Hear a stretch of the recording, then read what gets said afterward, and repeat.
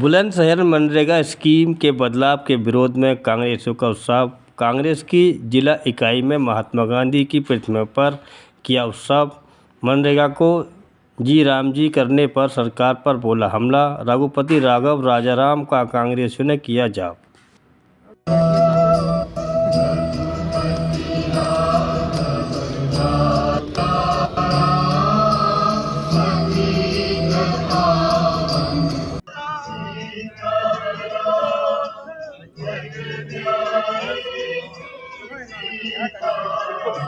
पिक्चरों में जैसे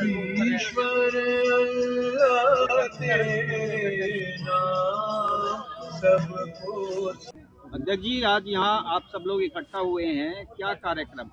आज एआईसीसी के देशव्यापी मनरेगा बचाओ संग्राम के तहत बुलंदशहर के कार्यकर्ता और नेता गांधी मूर्ति के समक्ष एक दिन का उपवास यहाँ हम लोग रख रहे हैं।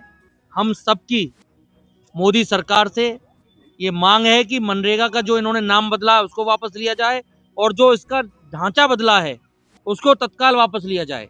मनरेगा कोई खैरात नहीं है, मनरेगा करोड़ों मजदूरों का, गरीबों का अधिकार है।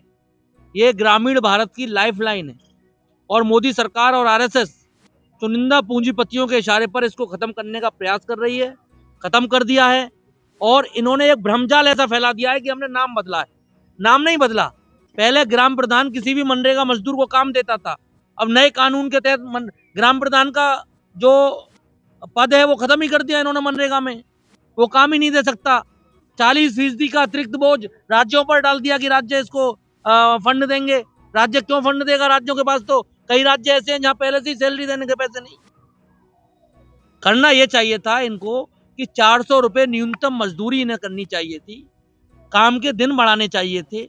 और महात्मा गांधी से ऐसी क्या दुश्मनी है आरएसएस को और मोदी सरकार को?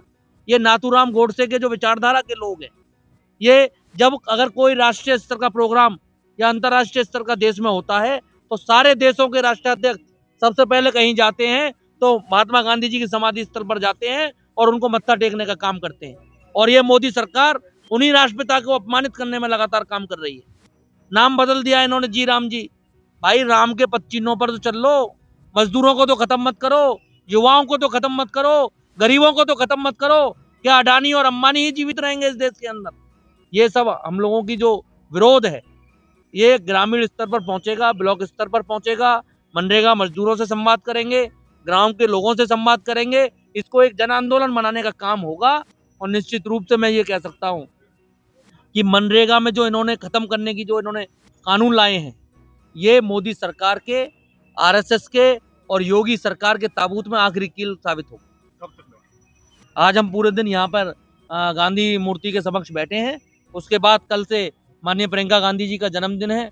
उसके बाद जो है 45 दिन लगातार हम लोगों के बीच में जाएंगे, पंचायत स्तर पर संवाद करेंगे और डिस्ट्रिक्ट हेडक्वार्टर पर भी एक बड़ा रैली जो है हम लोग करने का काम करेंगे। नाम जो ये बदला है, इस नाम से क्या आपत्ति है? नाम से कोई आपत्ति नहीं है। ऐसा है कि राम नाम की लूट है, लूट सके तो लूट। क्या राम जी का नाम रखने से क्या मनरेगा का जो संघीय ढांचा है क्या वो इन्होंने सही कर दिया? भाई मनरेगा में कौन लोग काम करते हैं? मनरेगा में वो लोग काम करते हैं जो अशिक्षित है, जो गांव के सबसे अंतिम पायदान पर हैं। उनको पता ही नहीं है कि नाम बदलने का तो एक छलावा किया है इन्होंने ऐसा शो किया है कि हम लोग राम का विरोध कर रहे हैं। हम लोग राम का विरोध नहीं कर रहे, इनके एजेंडों का विरोध कर रहे हैं। आरएसएस के मजदूर और गरीब विरोधी जो साजिश है उसका विरोध कर रहे हैं। भाई आप ये बताइए कि इन्होंने मजदूरी क्यों नहीं बढ़ाई? 400 रुपए न्यूनतम मजदूरी करनी चाहिए थी। महंगाई बढ़ रही है, नहीं की इन्होंने।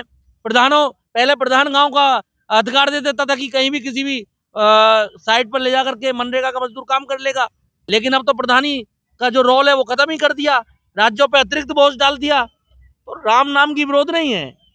आरएसएस और भारतीय जनता पार्टी की जो राम के नाम के पीछे लूट की जो मंशा है, जो साजिश है, कांग्रेस और इस देश का मजदूर और गरीब उस चीज का विरोध कर रहा है।